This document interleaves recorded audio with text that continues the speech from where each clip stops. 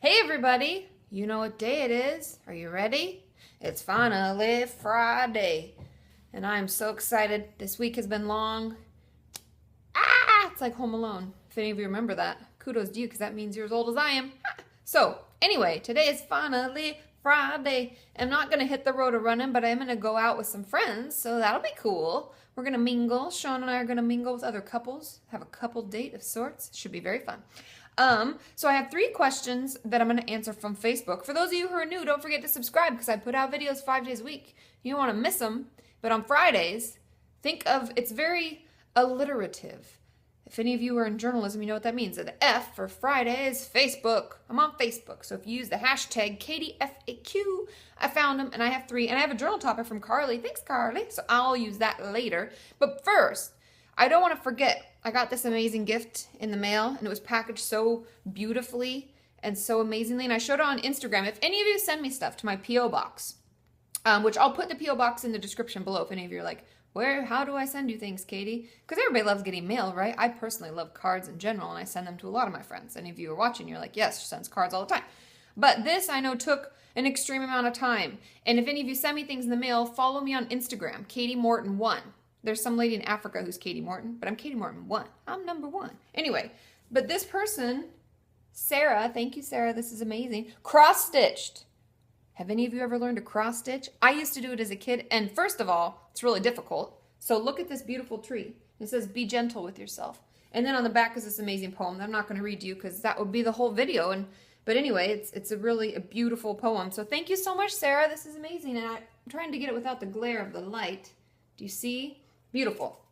But I think it's great for us to find projects and things that we can put our time and effort into because I don't know, Sarah, you can let us know, but I find doing things like cross stitch especially because you really have to focus and you have it around. I had this like circle wood thing that you like pull the fabric through, then you're following the line, you get a pattern. It's a lot of work, but it keeps you focused. And sometimes when we're having trouble, I talk about talking back to those voices. When we're having trouble talking back to those voices, we're just having trouble in general. And life is just sometimes really poopy. And we're like, wow, I feel like a dark, dreary cloud is just hanging over me. It could be great to focus on something else, to have a project, to put something together, because I think that's why I love doing those things, because at the end you're like, wow, I've accomplished this. And then you have this like beautiful piece that you get to share with people.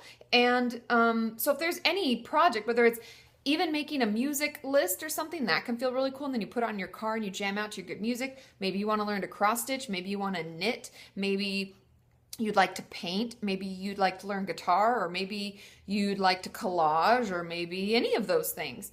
So I would encourage all of you to, start projects like that if you're really having a hard time, because sometimes it's just nice to have something we can do to distract. And I'm always open to getting beautiful pieces like this. So again, thank you, Sarah, for sending that. It was really sweet. And like I said, if any of you send me stuff and you're like, hey, Katie, but I sent you this and that, I put it on Instagram. So make sure you follow me there, because I always make sure to post so that you know I receive things, because we all know the post office is a little, but then you'll know that I got it. Okay? Now, I know I've been rambling, so let's get down to business. Question number 1. Hey, Katie. Well, hey, yourself. I was just wondering, what do therapists think of online eating disorder communities? Well, with KatieMorton.com, I think it's freaking awesome, and you should get on. But she says, such as Instagram and Tumblr. I mean, obviously, pro-Annas and whatnot can be very dangerous and damaging. But how about people taking photos of every meal they eat and then others commenting? Sometimes I think it can be kind of helpful, but also it can get obsessive and people start to get competitive and make comparisons.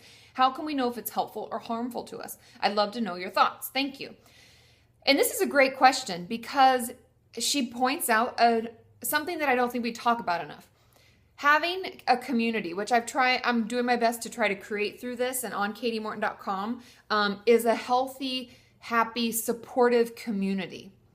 And that can be really tricky, because I wouldn't allow photos of food and commenting back on food. I don't allow numbers. I know I haven't gotten into my rules. I had rules of the website when I first started, and I was very adamant. And I know that they're listed on the website in the chats and the forums and stuff before you get in. You have to read that.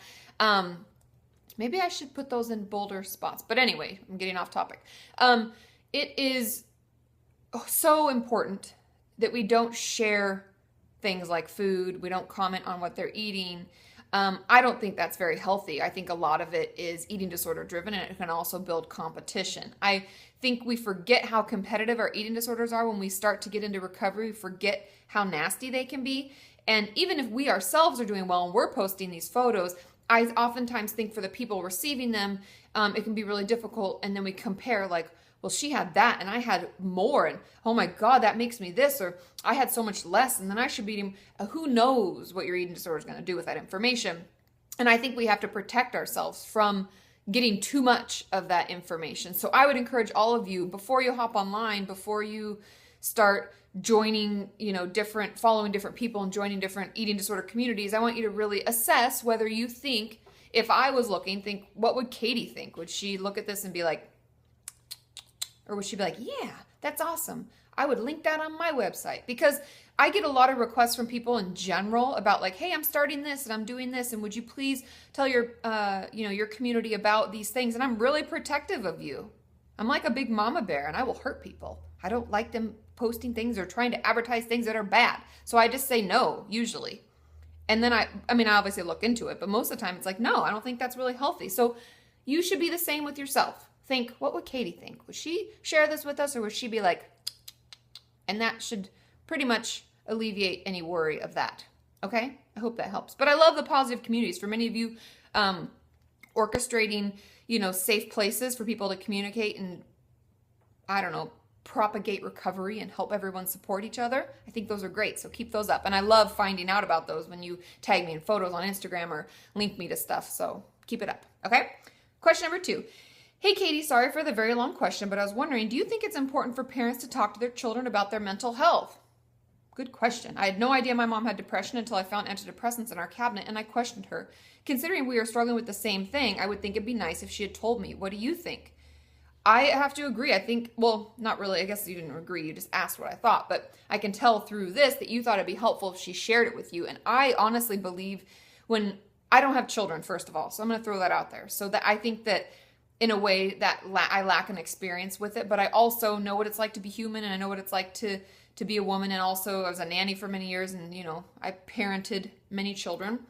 And I think it's important to communicate with children in general. I think the more that we talk to them and the more they understand what's going on, the better they're able to understand the relationship and what's going on in the family. The more communication in general in our lives, the better. Because often I find the biggest fights, the biggest struggles, and the biggest concerns in families and friends come from miscommunication or lack of communication. So when people don't communicate clearly, things get all gobbledygook and people get confused and feelings get hurt, and we can feel lost and left out, like we haven't, if I would have known you were struggling with it too, maybe we could have worked on this together. And I think that's really powerful. So I believe that if I was struggling with depression, I would talk to my children about what it is and how it makes me feel, and that it's nothing that they've done. Because I find in my practice, a lot of my patients who are children of someone who's depressed, they will feel like they've done something wrong, and that's why mom is lashing out. That's why mom sleeps all day. That's why dad does that. You think that it's because you've done something. And so I feel like the more we talk about it, the less stigma's attached to it, first of all, hey. And secondly, it can really help our relationships with our parents, and also help our family to feel free to talk about things and have more healthy communication. Does that make sense? I hope that does, because I think that's really important. Okay? Question number 3. Hey, Katie, I have two questions, but I'm only answering one. I already answered your other one online. So, I have depression, anxiety, and I self-harm. Does this mean that my children will be at a higher risk to develop any of these as they age, since I already have them?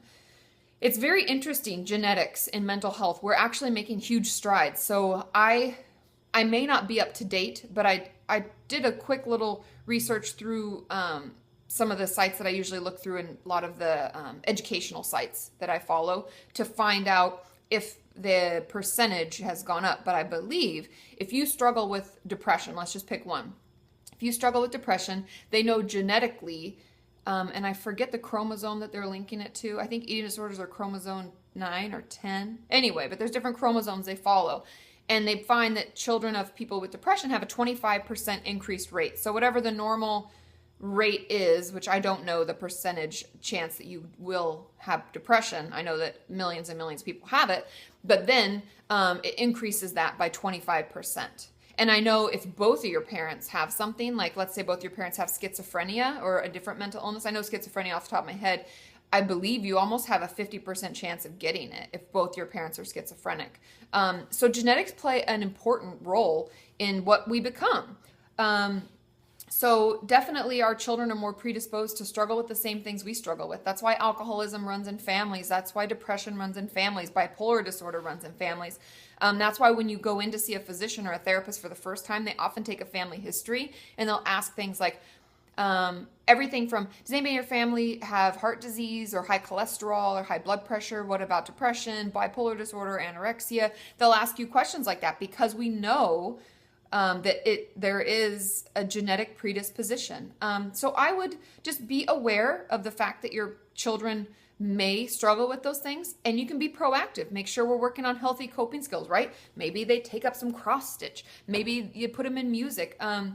I find the more we talk to people, especially our children, about ways that we cope and how we can better cope together. And, since we had a rough week, how about we go for a walk with the dog and we talk about it? Or however you want to give them outlets. I find the more we give our children outlets, the better and the more healthy way they can cope in the future. So we'll just try to be a good example, right? Okay, journal topic from Carly. Thanks, Carly. It says, life is way too short to spend another day at war with yourself. And I love that. I'm going to read it one more time. Life is way too short to spend another day at war with yourself.